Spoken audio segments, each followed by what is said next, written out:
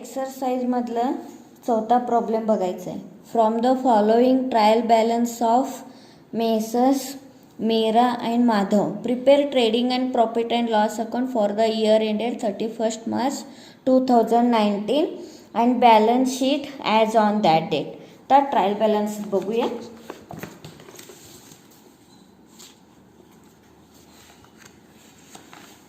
पहिला opening stock आहे, म्हणजे ओपनिंग डेट दिलेला आहे 1/4/2018, म्हणजे हा ट्रेडिंगमध्ये डेबिट साईड.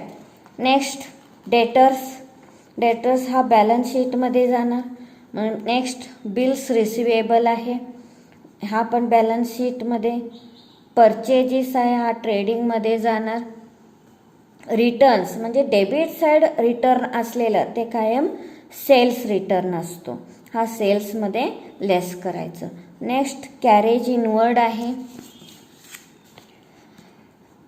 कॅरेज इनवर्ड हा ट्रेडिंगमध्ये जाणार. नेक्स्ट कॅरेज आउटवर्ड हा प्रॉफिट अँड लॉस अकाउंटमध्ये. नेक्स्ट मोटर व्हेकल बॅलन्स शीटचं असेट्स आहे. नेक्स्ट जनरल एक्सपेन्सेस आहे, हा प्रॉफिट अँड लॉस अकाउंटमध्ये. Export duty profit and loss account. Next advertisement पण इथं ब्रॅकेटमध्ये दिलेलं आहे फॉर 3 इयर्स फ्रॉम 1/10/2018, म्हणजे हा हिडन ॲडजस्टमेंट नंतर आपण सॉल्व करताना बघू आता. म्हणजे हा hidden adjustment profit and loss अकाउंटमध्ये पण आणि बॅलन्स शीटचा प्रीपेड आहे, असेट्स आहे. Next printing and stationery profit and loss अकाउंटमध्ये.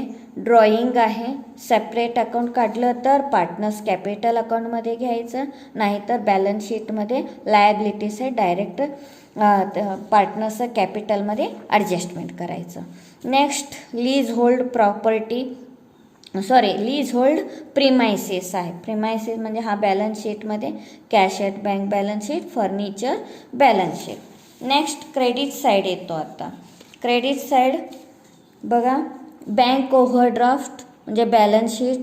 Bills payable balance sheet. Creditors आहे, हे पण balance sheet. Sales trading account. Next outstanding rent, trial बॅलन्समध्ये असलेलं आउटस्टँडिंग रेंट कायम बॅलन्स शीटचा लायबिलिटी साईड किंवा प्रीपेड असेल तर, म्हणजे हा एकच इफेक्ट येतो, प्रॉफिट अँड लॉस अकाउंटमध्ये वगैरे नाही येत. म्हणजे नेक्स्ट अनपेड वेजेस हा पण balance sheet liability side. Next capital balance शीटमध्ये लायबिलिटी साईड.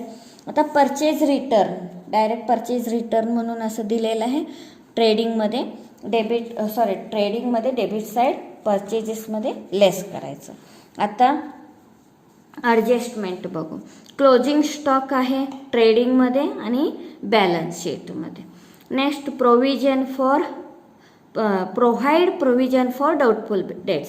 आता इथं आपण बघितलं, इथं सगळी बॅड डेट पण नाही, RDD पण नाही, म्हणजे हा न्यू RDD एकच आहे, म्हणजे बॅलन्स शीटमध्ये पण आणि प्रॉफिट अँड लॉस अकाउंटमध्ये. Next create reserve for discount on debtors. आता बघा RDDमध्ये बॅड डेट वगैरे काही दिलं नाही, डेटर्समध्ये हा एकच आहे, म्हणजे हा डेटर्सला मी स्टार केलेला आहे. आता नेक्स्ट डेटर्समध्ये आधी RDDला ॲडजस्टमेंट करायचं, मग नेक्स्ट डिस्काउंट ऑन डेटर्स 3% असं ॲडजस्टमेंट करायचं. म्हणजे हा पण प्रॉफिट अँड लॉस अकाउंटमध्ये आणि बॅलन्स शीटचा असं डेटर्समध्ये ॲडजस्टमेंट करायचं. Next valued lease hold premises on 31 March 2019 1 lakh असं दिलेलं, म्हणजे त्याचं अमाऊंट आता इथंच आहे बघा. लीज होल्ड अमाऊंट किती आहे, लीज होल्ड प्रिमायसिस 1,10,000 आहे. मग टोटल 31 मार्चला किती व्हॅल्यूड झाले असं सांगितलं, म्हणजे त्याचं आणि ह्याचं कमी झालेलं आहे. म्हणजे काय कमी झाले, किती अमाऊंट कमी झाले ते डेप्रिशिएशन म्हणून कन्सिडर करायचं. हे पण प्रॉफिट अँड लॉस अकाउंट आणि बॅलन्स शीटमध्ये ॲडजस्टमेंट करायचं. Next outstanding expenses printing and स्टेशनरीचा आउटस्टँडिंग दिलेलं, हा प्रॉफिट अँड लॉस अकाउंट आणि बॅलन्स शीटमध्ये ॲडजस्टमेंट करायचं.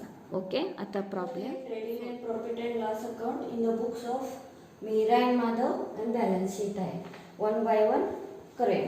तर फिक्स्ड आयटम आहे ते आधी लिहूया. ओपनिंग स्टॉक परचेजेस, रिटर्न आहे त्याचं सहसा सगळ्या प्रॉब्लेम मध्ये रिटर्न्स आहेत. रिटर्न्स बाय सेल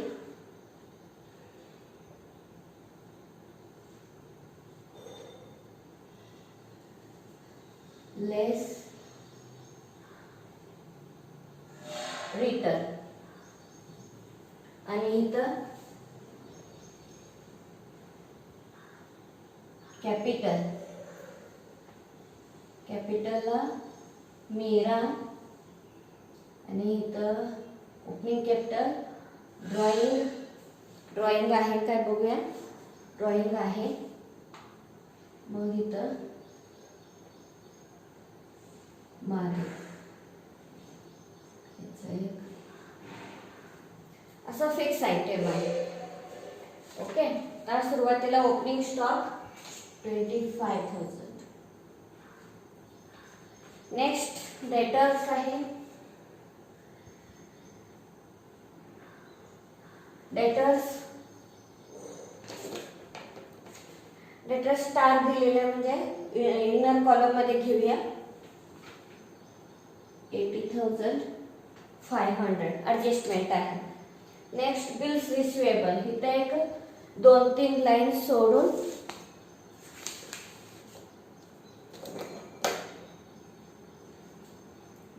इथं सोडून बिल्स रिसिवेबल. आता बिल्स रिसिवेबल किती आहे? 10,000 direct outer column. Next purchases किती? 2,08,500. नेक्स्ट रिटर्न आहे. हा डेबिट साइड असलेला सेल्स रिटर्न असतो. इथं रिटर्न. नेक्स्ट कॅरेज इनवर्ड 2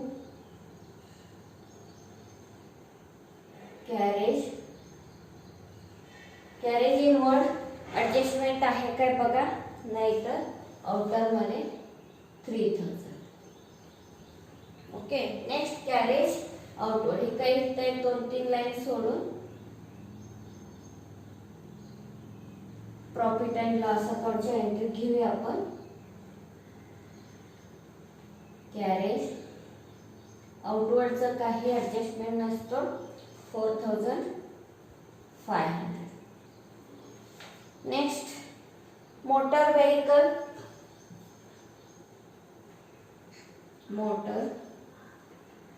व्हेकलचं काय ऍडजस्टमेंट आहे काय बघायचं. नाही तर आउटर मध्ये 55,000.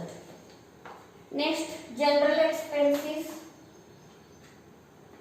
शॉर्ट मध्ये लिहितो.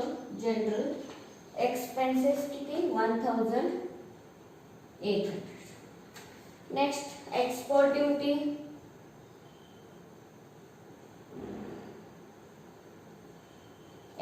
ड्यूटी, किती? 900. नेक्स्ट ऍडव्हर्टाइजमेंट आहे.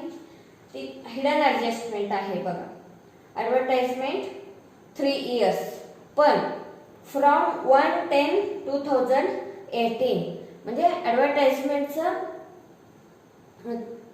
3 वर्षासाठी अमाऊंट भरले. 3 वर्षासाठी 4,800 आहे.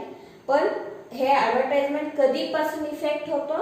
1/10 म्हणजे ऑक्टोबर पासून. आपल्याला किती दिवसाचं, किती महिन्याचं पाहिजे? 6 महिन्याचं. म्हणजे बाकीचं राहिलेलं 3 वर्षासाठी म्हणजे 36 महिना झाला. म्हणजे 6 महिन्यासाठी आपल्याला पाहिजे 30 महिन्याचा प्रीपेड असणार.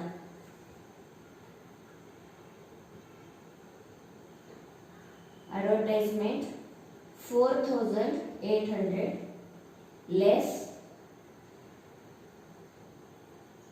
प्रीपेड. तर बघा किती ऍडव्हर्टाइजमेंट फॉर 36 मंथ किती आहे? 4,800 आहे. आपल्याला किती महिन्याचं पाहिजे? सॉरी किती महिन्याचा? 30 महिन्यासाठी आपल्याला पाहिजे, म्हणजे प्रीपेड काढायचं आहे. किती आहे म्हणजे 4800 डिवायडेड 36 इंटू 30. तर हे करूया. किती येते? 4000 येते बघ. ओके, ते आउटर मध्ये 800. आता ह्या prepaid second effect, prepaid advertisement 4000. Okay, next printing and stationery. ह्याला पण ॲडजस्टमेंट आहे बघ. Printing and stationery inner column मध्ये 1200. नेक्स्ट ड्रॉइंग्स आहे. इथं काय बघूया ना, आणि इथं लेस ड्रॉइंग्स, आणि हिचं पण लेस ड्रॉइंग्स. किती आहे? मीराचं 3500. नेक्स्ट माधवचं 2000. ओके, तर lease hold premises. Lease hold premises किती आहे? 1,10,000 लेस डेप्रिशिएशनच असणार. डेप्रिशिएशन नंतर बघू आपण. Okay, cash at bank. Cash at bank किती अमाउंट? 45,000. नेक्स्ट फर्निचर आहे. फर्निचर किती? 8,300. 8,300. तर नेक्स्ट ट्रायल बॅलन्सचा credit side, bank overdraft.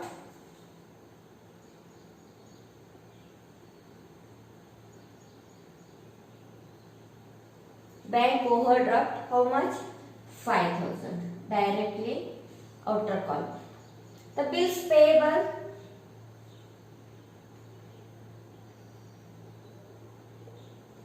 Bills payable, how much? 12,500. Next, creditors is there. Creditors, how much? 68,000. Next sales 3,25,000. Sales 3,25,000. 1,000 return आहे. 3,24,000. Next outstanding rent. Trial balance मध्ये असलेलं outstanding काही adjustment असलं तर त्याचा काही डबल इफेक्ट नसतो. डायरेक्टली आपण इथे लिहू. आउटस्टँडिंग रेंट लास्ट इयरचं असणार ते 2,000. अनपेड वेजेस पण आहे.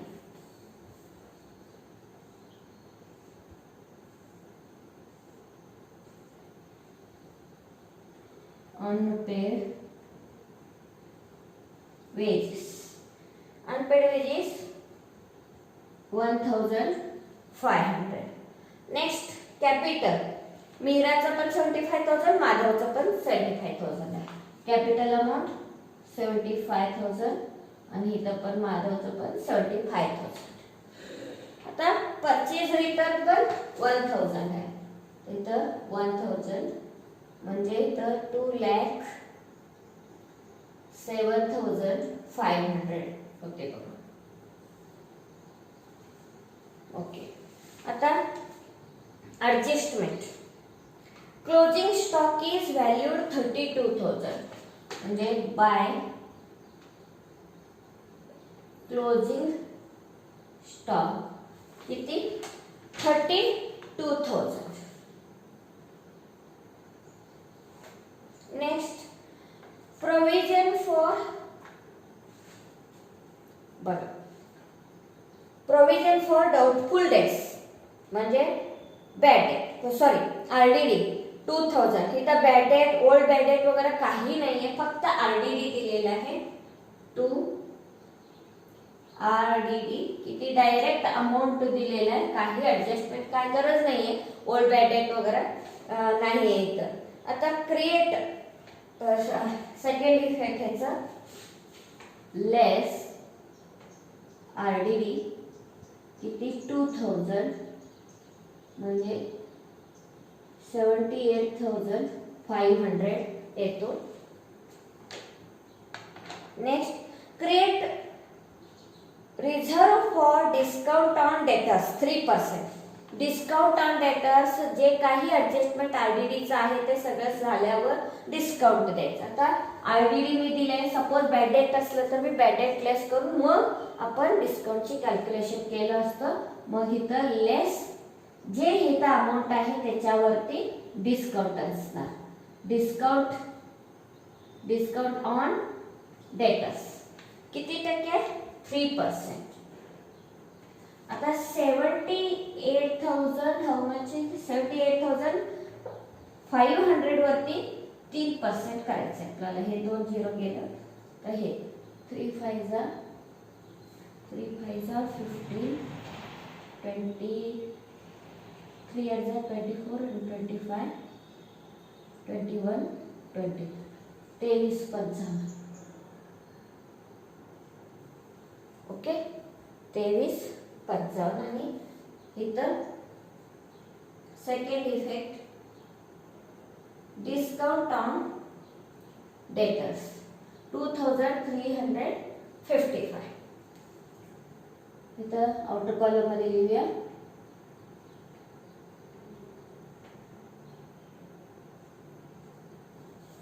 $76,145. Next, leasehold property valued of leasehold premises 31 March 2019 1 lakh. So directly amount म्हणजे इयर एंडिंगला व्हॅल्यूड अमाऊंट असं दिलेलं, म्हणजे किती व्हॅल्यूड झालं? 1 लाख. म्हणजे ह्याचं आणि ह्याचं गॅप किती? 10,000 झालं. म्हणजे हे डेप्रिशिएशन असं समजून घ्यायचं.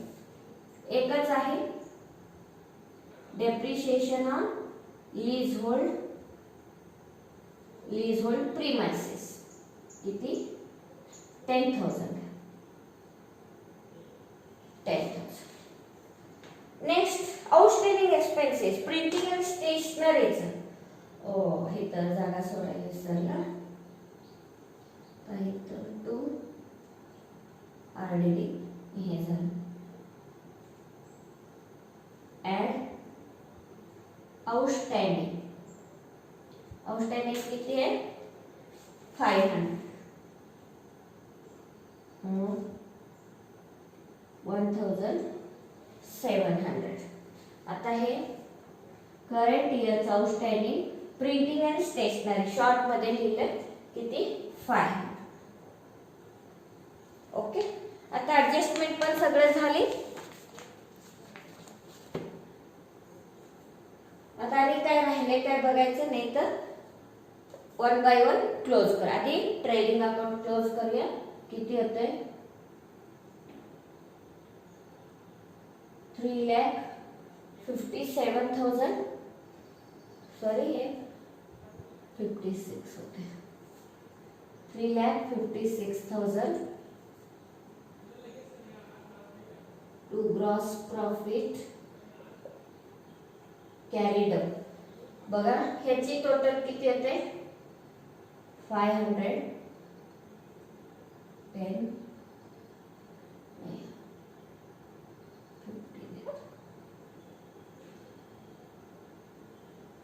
2,35,500 हे 356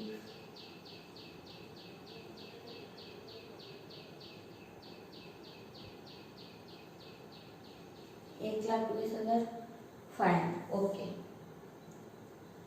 1,20,500 बाय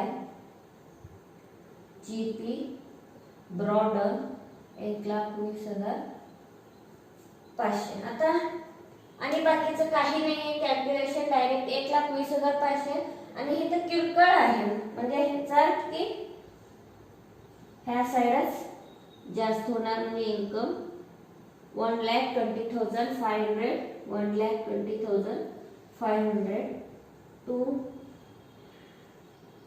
नेट प्रॉफिट.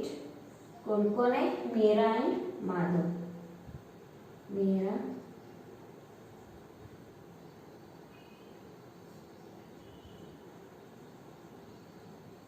माधव. बघू आता टोटल किती होतंय. तर बघा, ह्याची मीरा आणि माधवचा रेशो वगैरे काही दिलं नाही प्रॉब्लेम मध्ये, म्हणजे इक्वली वाटायचं आहे आपल्याला.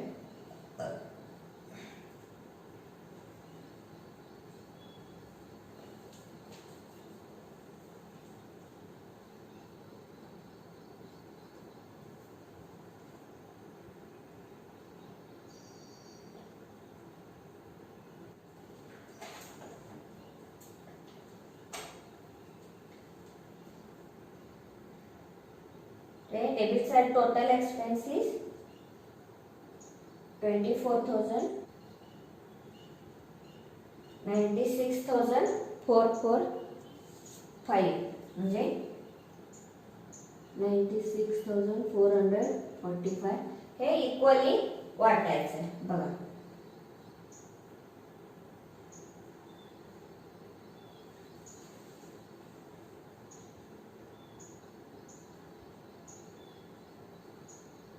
इथं 5 असल्यामुळे 1,3 आणि 1,2 असा ठेवा. किती? 48,222. आता हे ऍड नेट प्रॉफिट, आणि इथं पण add net profit. How much? 48,223, 48,222. आता टोटल किती होते बघूया. 22. हिचे पण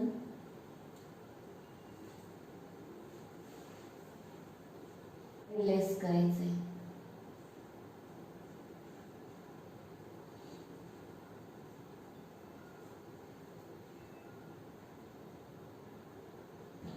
एक लाख 1,19,722, आणि हे 223, 1,21,223. ओके.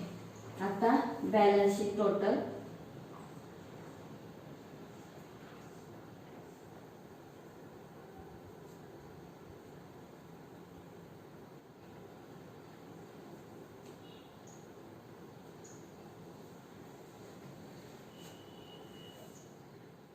Okay.